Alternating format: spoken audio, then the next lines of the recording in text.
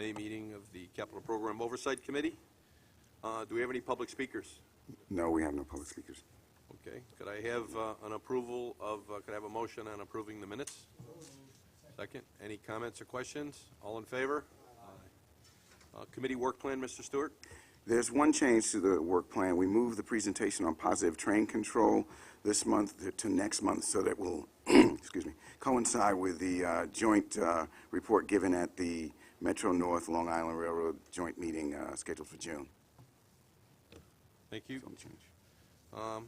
We've got one item on the agenda today, and that's the Bridges and Tunnels Capital Program update. And we'll hear first from Joe Keene at the Authority, followed by the independent engineer reviews. Joe?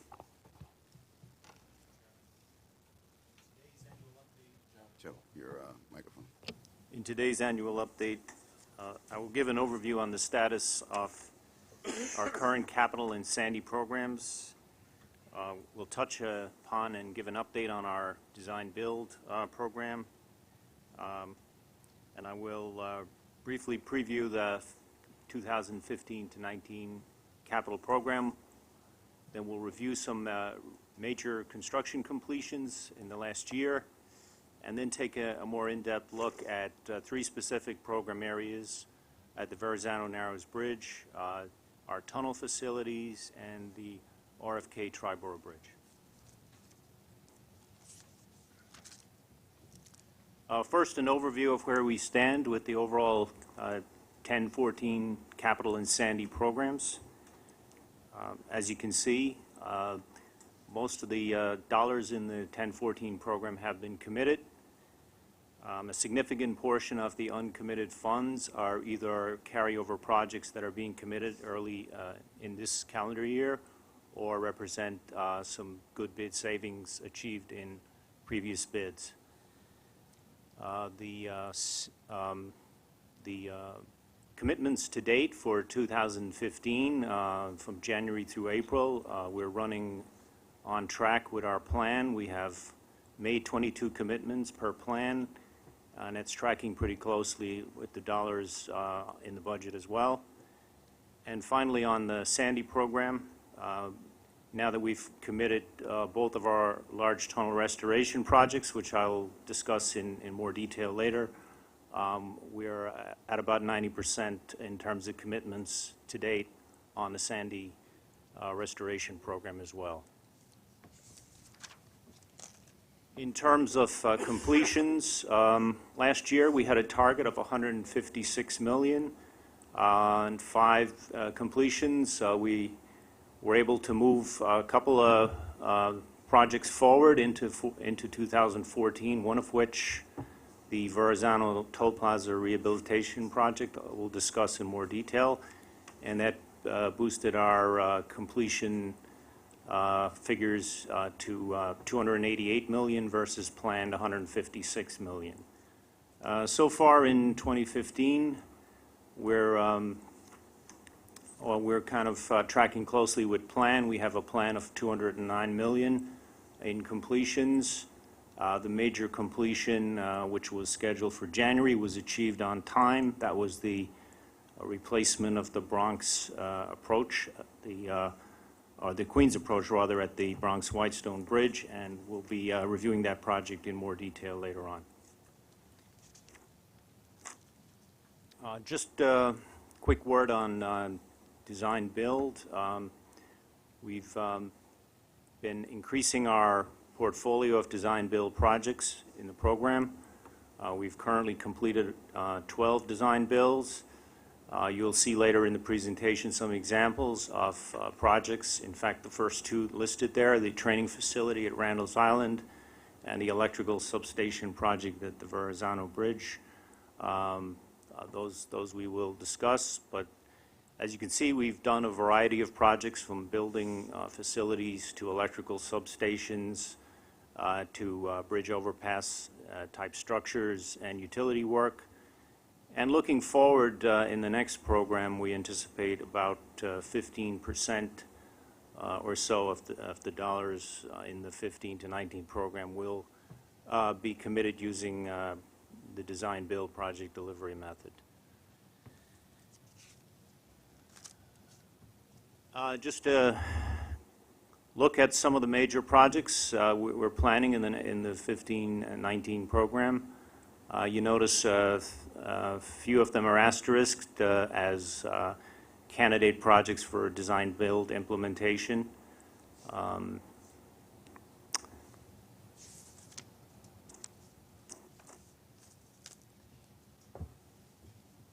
Moving along to major completions, this Excuse me, can I ask you a question before you go on to this?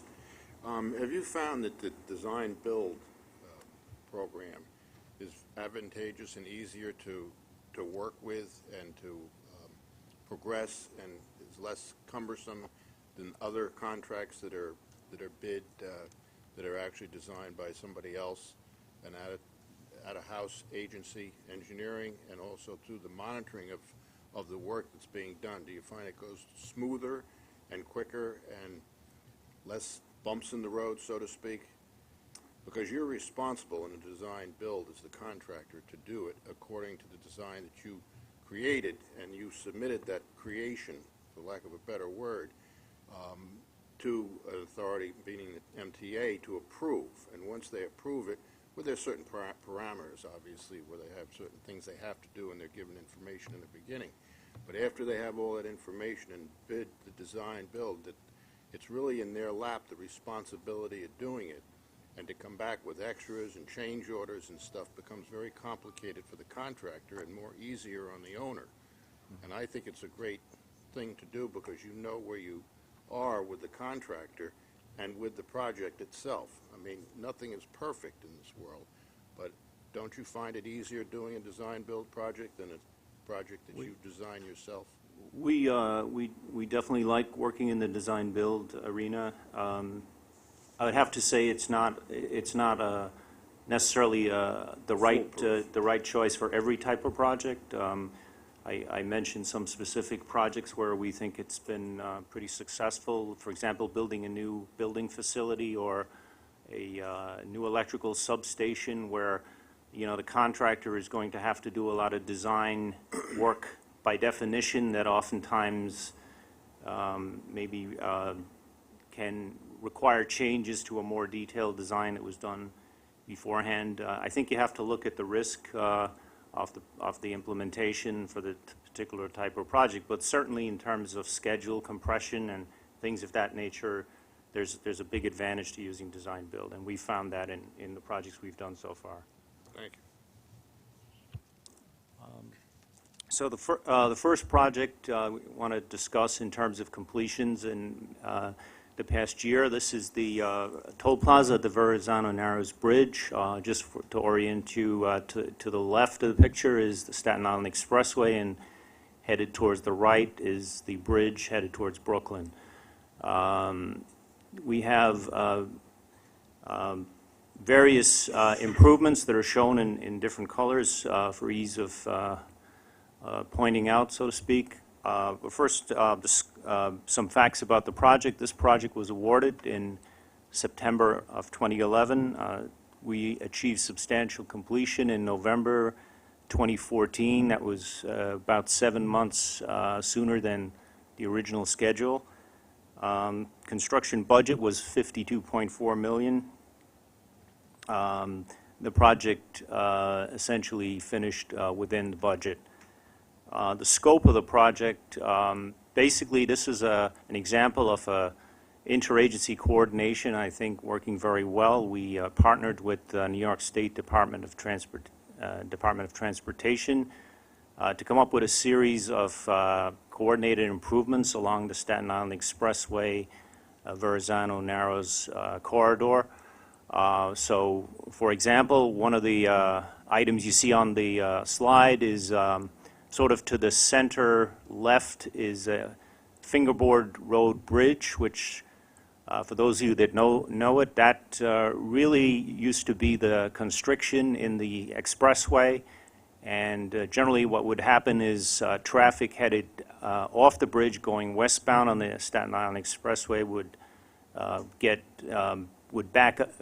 backed up at that point because there just wasn't enough highway lanes to take traffic off the bridge. So we partnered with State DOT to widen that bridge as part of an MOU agreement, and that improvement was done concurrent with the construction that we did ourselves on the plaza.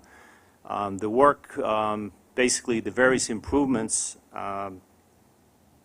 first we removed the remaining unused eastbound toll booths that were leftovers from when tolls were collected in both directions. There were 3 booths that remained when this contract started, and they were removed. We constructed a series of new flyover ramps shown in the various colors. There's a Lily Pond flyover ramp in pink. There's a new 2-lane connector ramp from the Staten Island Expressway to the lower level of the bridge shown in green, and a series of other ramps. What these ramps have in common is basically they allowed truck, bus, and other traffic that used to have to weave across multiple lanes of the plaza to access the upper level of the bridge. It now brought them essentially into the center of the plaza where they would have direct, unimpeded, and most importantly, safe access to the upper level of the bridge. So we sort of untangled the interchange and improved the traffic movements by these various ramp and flyover items that were part of the project. This project, when it was bid, we achieved some bid savings, about $7 million. The final cost growth figures on the project are about 2%.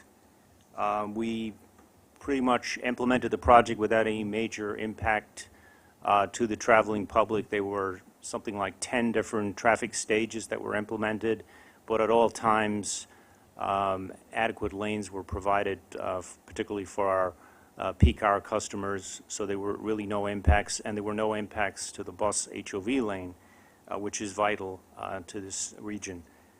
There were incentives. The contractor earned the maximum incentives of about $1.5 million. And overall, we believe the project delivered a lot of benefits in terms of safety, in terms of improved access, and reduced travel times through the corridor. Another project completion is the reconstruction, replacement of the Queens approach at the Bronx Whitestone Bridge. The picture at the top left shows the pre-project conditions. Basically, you had a narrow double arch, single arch substructure, 69-foot wide roadway with very narrow lanes, and a very deteriorated structure at that point. And at the bottom right, you see the after picture, so to speak. This is the new structure, over 100 feet wide, which has a redundant double arch configuration, much more robust, built for modern truck loading and other standards, seismic standards, and most importantly, providing standard 12-foot lanes and shoulders for our customers. Did the Bronx side receive the same treatment at some point? Yeah, yes. A virtually identical project was implemented about 4 or 5 years ago on the Bronx side, so this is really completing the replacement of the other approach. The facts on the project are shown. It was awarded in 2011. We basically went into the most critical phase of the project, which is when we had to take a lane out of service and reduce the bridge from 6 to 5 lanes.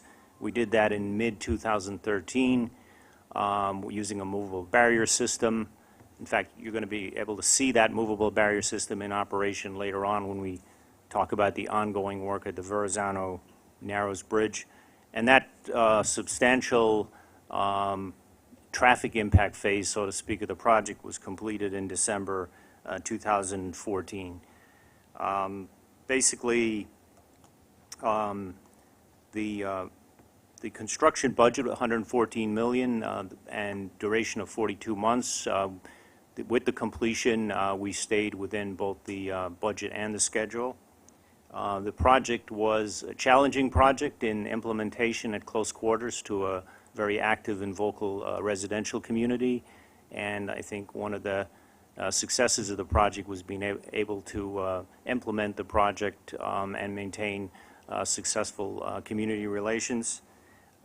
When the project was bid, we had significant bid savings, over $80 million. I think we timed it at about the peak of the aggressive bidding period of the construction market several years ago. And overall, the project, as mentioned, is delivering a wider, safer structure with new LED lighting, fire standpipes, and a lot of other improvements to the facility. This is another completion. This is a design-build project that was done at Randall's Island. It's a maintenance facility. It's a 34,000 square foot pre-engineered maintenance facility. This is really a project to enable a state of good repair, replacement of the overhead Manhattan toll plaza structure. Essentially, all of the maintenance functions that are being housed in this new facility are currently housed under that toll plaza structure that needs to be reconstructed. So this is sort of a first phase of that program to move those functions out and relocate them to a structure outside of the bridge structure itself. The project was awarded in January 13. Substantial completion was achieved a couple of months early in August of 14. Construction budget was $18.5 million. I think we ended up with a cost growth of about 3% on this project. And as I said, we finished about 2 months ahead of schedule. The design of the project was done very closely with the user groups in the operations department. So we have a central floor area that's a high bay area that's can be redeployed into different sections depending on the needs of the facility, using movable partitions and that sort of thing. The project, the facility was designed for energy efficiency and has a lot of energy efficient features. And overall, I believe it was a pretty successful implementation of design build. This is a small project. We just want to mention it in terms of being a sandy project, a sandy restoration project. You're looking at the basically the base of the Verrazano Narrows Bridge towers, and you had some footbridges that were washed away. They've been replaced with the new galvanized steel structures. And this project has restored safe access to the tower piers and navigation lights for maintenance purposes. But overall, with our completions, projects we've shown here, I think there are a number of common denominators. Basically, we believe we've tried to identify project risks and plan for them in the design. We've had close partnership both with our contractors and with the operations and maintenance groups within the authority in implementing the projects. We've been able to use mechanisms such as use of contractor incentives and other features to incentivize good results in terms of completing on time.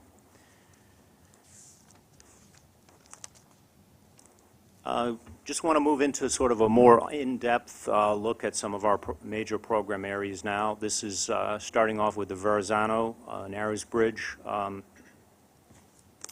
looking at again, to orient you, to your left is Staten Island and the Staten Island Expressway, and sort of to the top right is the bridge heading towards Brooklyn. And you see on the slide there are four projects in different colors. The one that we talked about, the toll plaza, is shown in blue to the left. The electrical substation project in purple is shown there. And then the two major ongoing roadway structural type projects shown in red on the upper level of the suspended span is the current project to replace the upper level decks. And then in green, sort of to the top right, is the ongoing project to build a new bus HOV ramp that connects the upper level, widened upper level deck actually to the Gowanus bus HOV lane, thereby finally completing a continuous bus HOV link all the way across the Verrazano, connecting Staten Island Expressway and the Gowanus Expressway bus HOV lanes. So we're going to drill down and look at each of these projects in turn. And first off, this is a schematic representation of the bus HOV project. And basically, the Bell Parkway and ramps to the Gowanus there's basically a forest of ramps on the Brooklyn end of the bridge, and the challenge here was to thread a new ramp coming off the upper level that could basically find its way at reasonable grades and meeting a lot of geometric constraints, find its way off the upper level and get through these other ramps and then touch down on the connecting to the Gowanus bus HOV lane. So in order to achieve that, so just to be clear, the lime green color is the new ramp, and shown in the orange color are two existing ramps, basically from the upper and lower level connecting to the Bell Parkway. These ramps were slated for reconstruction in the near future. We found it advantageous to advance that part of the work so that by reconstructing ramps now we can achieve a better geometric outcome with the new ramp that we're building between the upper level and the expressway. So, sure. The bus HOV lane, how far north on the Gowanus will that go? Well, basically, New York State Department of Transportation has more or less completed a major, I think they call it the Shore Parkway connector, that has removed another discontinuity in the bus HOV lane on the Gowanus. So essentially, you could say it goes all the way to the Ucari Tunnel. It basically is a direct connection from quite far back on the Staten Island Expressway, all the way through our toll plaza over the Verrazano, now directly connecting onto the Gowanus and going all the way to the Ucari Tunnel. So it really is quite a major regional transportation benefit for everyone.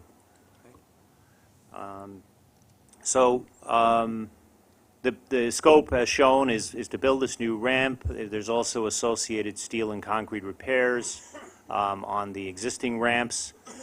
The project was awarded in 2013, a budget of $88.5 million. We're about a third complete right now. When the project was bid, we had some bid savings of about $3 million. There are incentives on the project of about $1.8 million for early completion. We're going to move in to show you a little bit more detail with this video clip of some of the construction.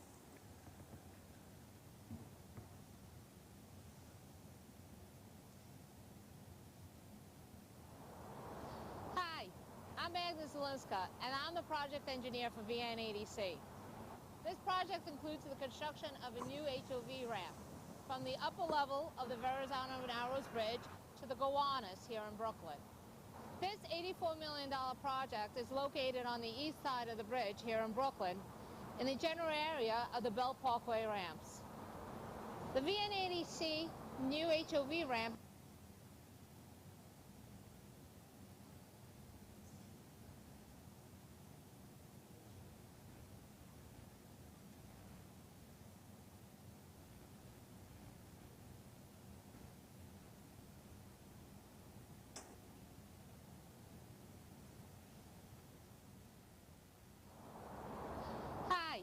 I'm Agnes Zelinska, and I'm the project engineer for VN80C. This project includes the construction of a new HOV ramp from the upper level of the Verrazano Narrows Bridge to the Gowanus here in Brooklyn. This $84 million project is located on the east side of the bridge here in Brooklyn in the general area of the Belt Parkway ramps. The VN80C new HOV ramp is actually a continuation of the HOV lane, which is currently being constructed as part of the VN80B project.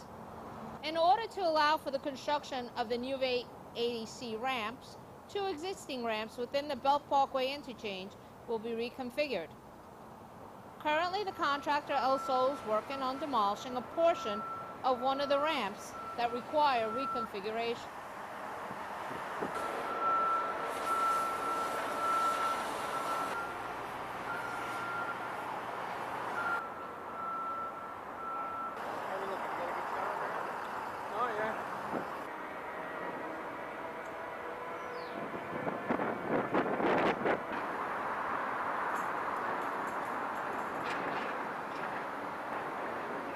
The construction of the new columns are currently underway. These columns are going to support the new ramps.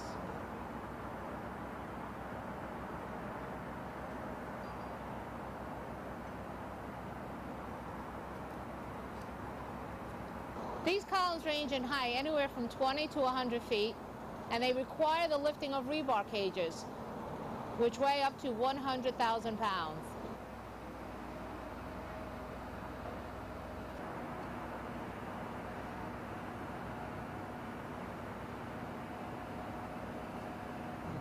The new structural steel for this project is currently being fabricated. We're expecting our steel to be delivered on the site starting around May 7th of 2015.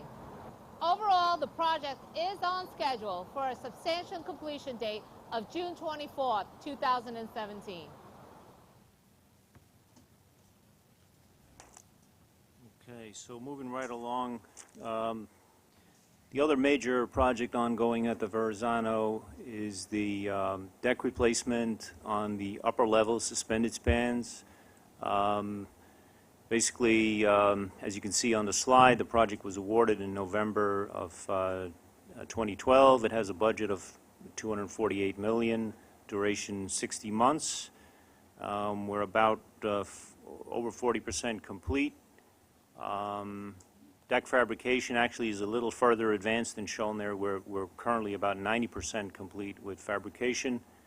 And the scope of the work, basically replacing the deteriorated concrete-filled steel, grid deck with a steel orthotropic deck, which is lighter and stronger, and will reduce the dead load on our main cables.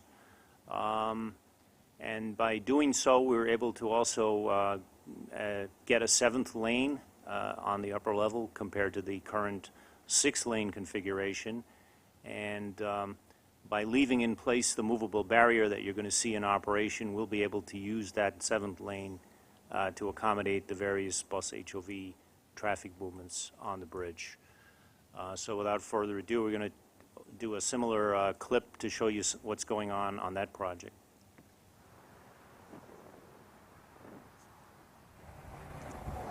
Hello, I'm Carl Redmond, Project Manager for Construction Contract VN80B, reconstruction of the upper deck roadway on the Verrazano Narrows Bridge suspended spans.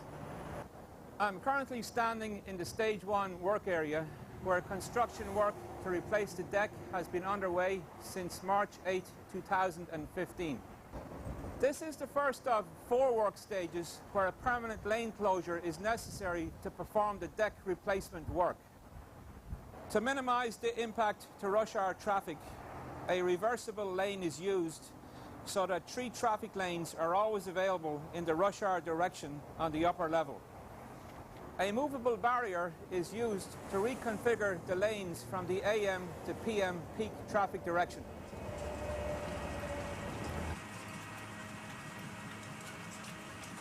In the AM rush hour, 3 lanes are available towards Manhattan, with a single lane to the left of the work area and 2 lanes to the right. Advanced signage is in place to direct motors to the correct lane on the upper level, or to use the lower level as an alternative. So far, the traffic management scheme has been very effective, with minimal delays as a result of the construction. Tudor Perini has made significant progress on deck removal, with the work being performed at night using the 4 gantry cranes. Currently, 100,000 square feet of existing deck in stage 1 has been removed. Going up!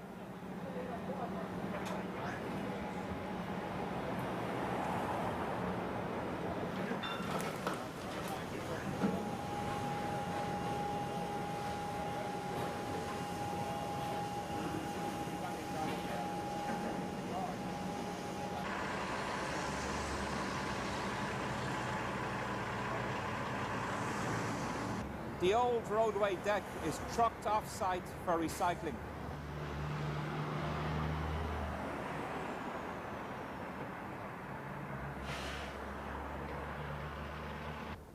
Installation of the new steel orthotropic deck has started on the Staten Island side span, with initial placement being done at night using the gantry crane.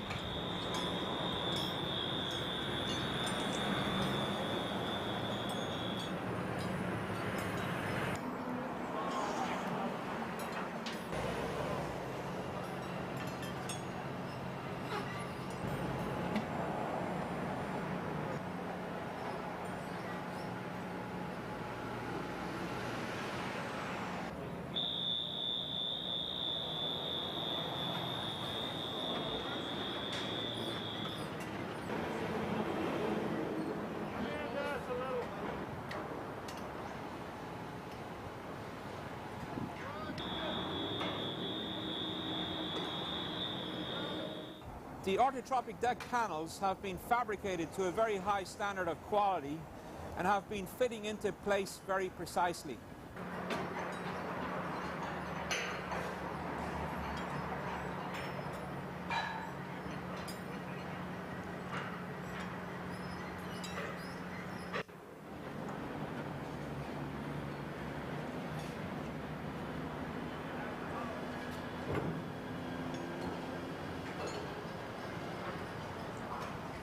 Following the alignment of the deck panels, Tudor Perini will then proceed with the field welding of the longitudinal and transverse joints. The stage work and new HOV lane construction is expected to be complete by the end of summer 2017. And the overall project is currently on schedule for substantial completion by November 28, 2017. Okay. Design build is on the menu here. This is the electrical substation project I mentioned previously at the Verrazano. This is the main electrical substation near the administration building adjacent to the toll plaza. Basically, the scope is to replace the existing obsolete switchgear with new modern switchgear, install a 1500 kW standby generator, new duct banks, and associated work. The project was awarded in February 14 via design build. It's a $12 million budget and duration 27 months. We're about over halfway complete right now.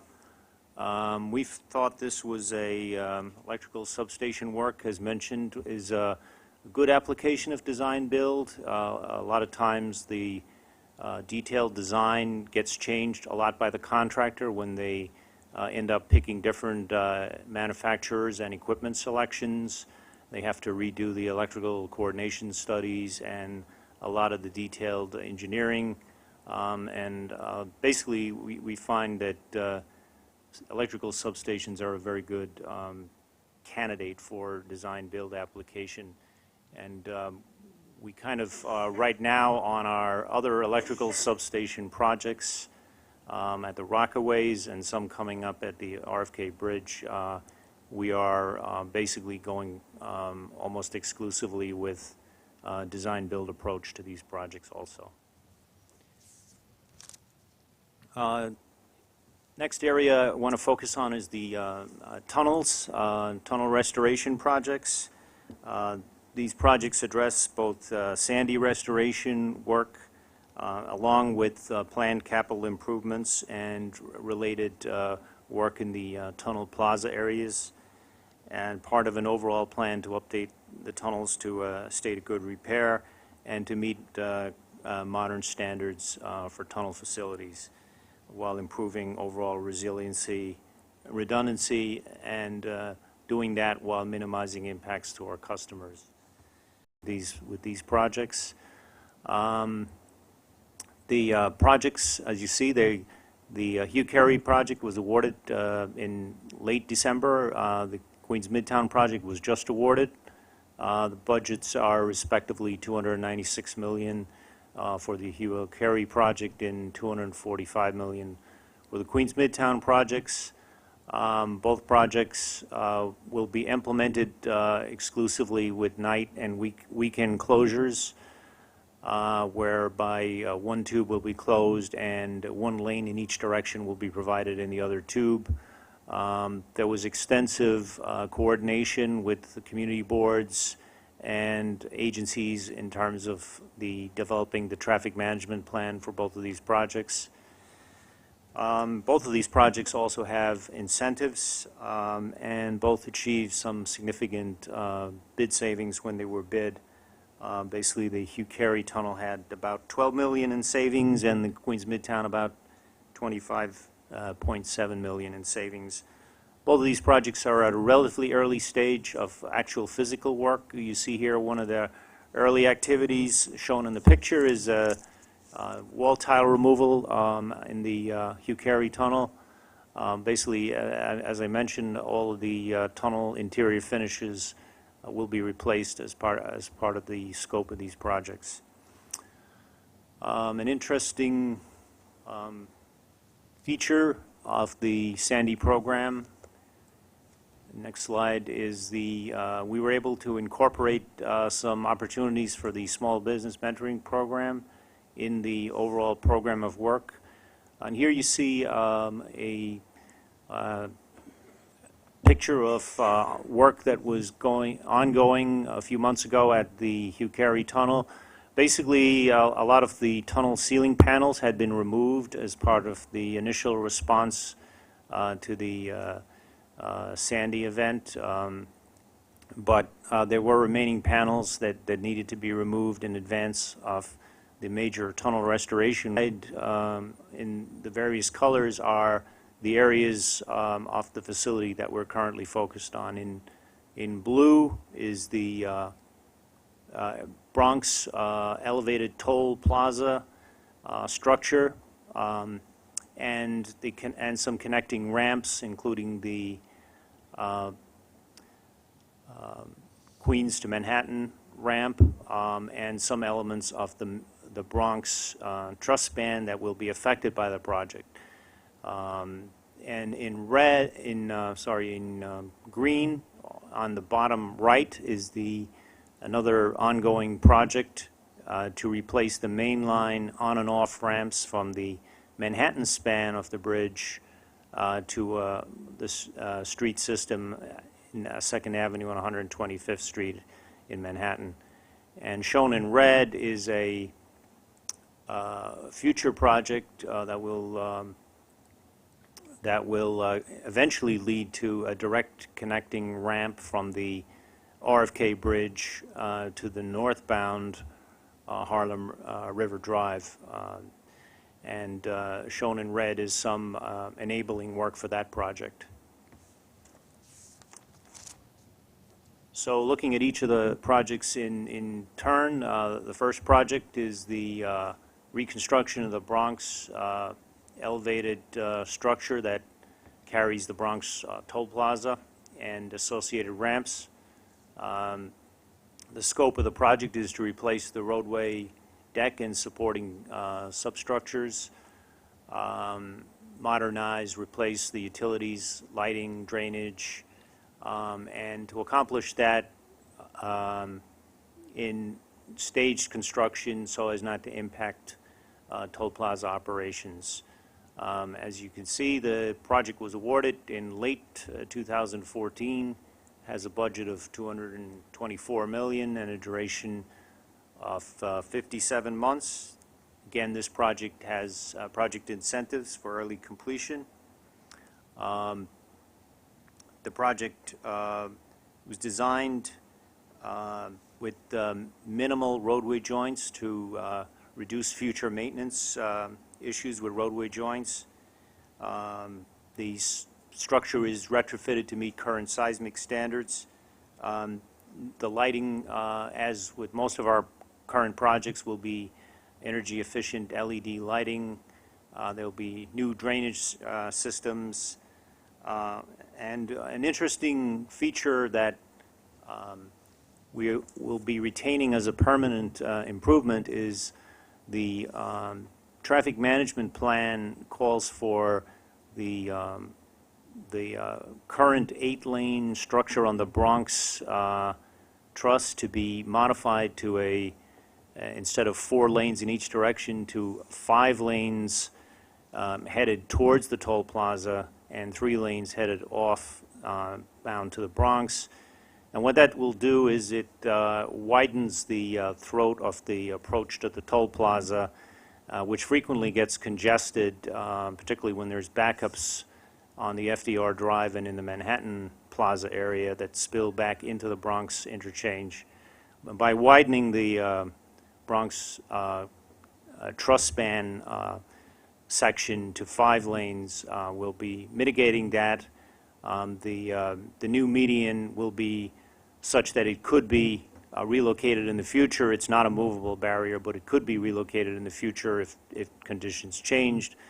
But we expect that will provide a permanent operational benefit that the project will leave behind after implementation.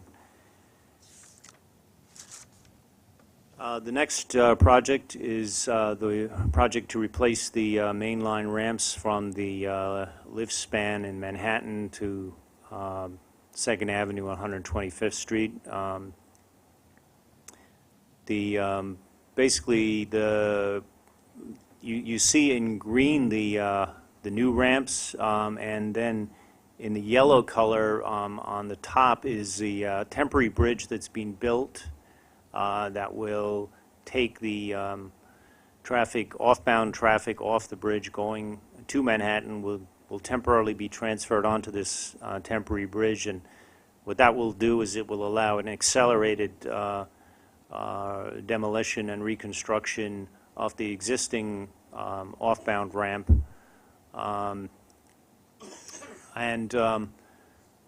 Basically the combination of use of the temporary bridge and traffic mitigation plan, plus the contractor has, again, incentives for early completion. We think this project can be executed very efficiently. Right now we're in the early stages of starting the project. The contractor is actually evaluating some ideas about perhaps further accelerating the work. We're in discussions with him on that right now. You will see that circled in red, there's a little stub out that is shown on the off-ramp. That's a part of the project that is being built now, and it has a purpose in the future, which is that will be sort of the launch point for the new direct connector ramp from the RFK going north and connecting directly onto the Harlem River Drive itself. So by building that now, we sort of get a jump start on that work, and it was more efficient to include it in this contract while we're in this area. Moving on to the next slide, you can kind of see the evolution of what's going to happen. The formerly green is now red, so just to follow the color scheme here. The red will represent the project that we're currently doing. With those blue columns that you see being built sort of north of the Willis Avenue Bridge, for the most part, those are footings and that we will be building in coordination with New York City Department of Transportation. They are currently in the process of reconstructing that section of the Harlem River Drive, and by partnering with them, we are able to include some work that will benefit us in the future by entering into a memo of understanding with them, whereby we will have their contractor install these footings ahead of time so that we won't have to disturb that area again in the future. And then with those improvements, including the stub out that we're building now, and those footings that will be built into the New York City DOT project, we will come along in 2018 and build out the rest of the ramp shown in lime green, and that will complete the connection from the RFK Bridge to the Harlem River Drive. So this is an example of leveraging interagency coordination to achieve capital program goals and regional mobility goals. Sure.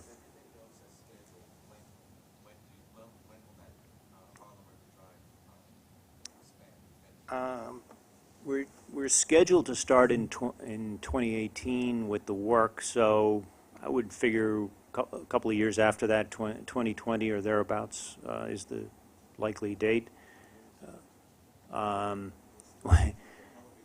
We intend to implement the project shown in lime green. We intend to implement that as a design-build project as well. And with that, that concludes my update on the RFK and concludes the presentation. Are there any questions of Joe before we move on to the independent engineer's review? If not, Mohammed Mohammedina will present the IEC review of the Verrazano Narrows Upper Deck Bridge replacement. Good afternoon, Mr. Chairman, members of the board. The Verrazano Bridge Upper Deck Replacement Project budget is currently on schedule, on budget, and expenditures to date do reflect the percentage of project completion. As far as schedule, based on the updated schedule, the project is on schedule for substantial completion in November 2017. Approximately 30% of the steel orthotropic deck panels have been delivered to the contractor's storage facility, meeting the critical path requirements of the updated schedule. All of these panels have met the high B&T quality requirements. As of April 30, 2015, the manufacturing of the remaining panels is proceeding on schedule. The updated schedule and the delivery of the Stage 1 panels mitigate the previous schedule risk noted by the IEC. Observations. In the opinion of the IEC, this project is well managed and appropriate steps are taken to mitigate cost and schedule risks. The project team is taking steps to routinely inform the community and the appropriate agencies of road closures and construction activities. If there are no other questions, this concludes the IEC presentation. Thank you, Mohammed. Calvin Gordon will give the independent engineer's review on the Bronx Plaza rehabilitation, the UL Carey tunnel restoration, and the Queens Midtown tunnel restoration. Good afternoon, Mr. Chairman and members of the board. As stated, I'll be reviewing the IEC's project review on 3 projects. We commence with the Bronx Plaza rehabilitation project. As stated earlier, this project was just awarded in December 2014. Therefore, the project is currently within budget. Regarding schedule, the recently submitted contractor's baseline CPM is currently under review by B&T, and every indication by the agency is that the baseline schedule will be IEC is additionally performing an independent review of the schedule, and if there are any comments, we will supply them if needed. Regarding construction activities, based on the information that's currently available, the IEC concurs with the progress to date. If we move on to the Hugh Carey Tunnel restoration, again, this project was recently awarded in December 2014, and the project expenditures to date reflect the work performed. The activities have just been basically mobilization and MPT, and the project is within budget. Regarding the schedule, the revised baseline CPM schedule is conditionally accepted. Regarding construction activities, the IEC concurs with the progress to date. As shown on the slides earlier, there's tile removal, conduit removal, so minimum activities. The IEC wants to particularly laud B&T's ability in coordinating and demonstrating the successful implementation of a Tier 1 small business mentoring program project that finished, as indicated earlier, ahead of schedule, and the budget is within budget. And this was a critical activity that's within the project, so it clearly shows that this type of work can be done, and we really want to commend Bridges and Tunnels' effort in making this happen, and we look forward to the success in QMTs.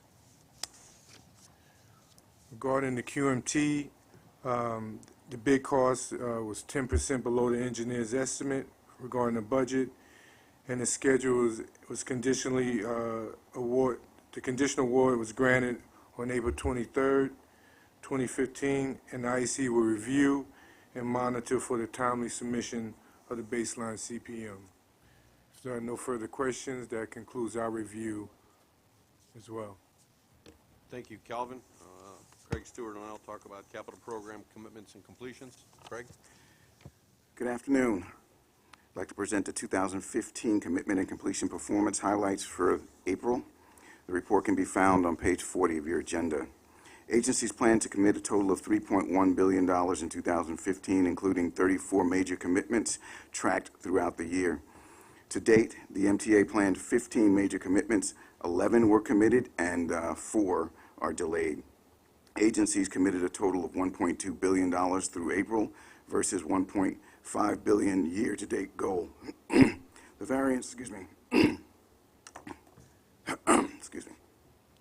the variance is primarily due to a delay in award of communications-based tunneling contract, to communications-based train control for Queens Boulevard, Phase 1 contract, New York City Transit. By the end of the year, MTA forecasts meeting or exceeding its $3.1 billion commitment goal. Completions. Agencies plan a total of $2.6 billion in project completions in 2015, including 25 major completions. To date, the MTA plans 6 major completions. 3 have been completed and 3 are delayed. The MTA completed a total of $669 million through April versus $903 million year-to-date goal. The shortfall and delays will be made up as the year progresses. By the end of the year, the MTA forecasts making or exceeding its $2.6 billion completion goal. This concludes my report. Any questions? If not, that concludes the agenda for this month's Capital Program Oversight Committee meeting. Do I have a motion to adjourn? Seconded? All in favor? Aye. Thank you.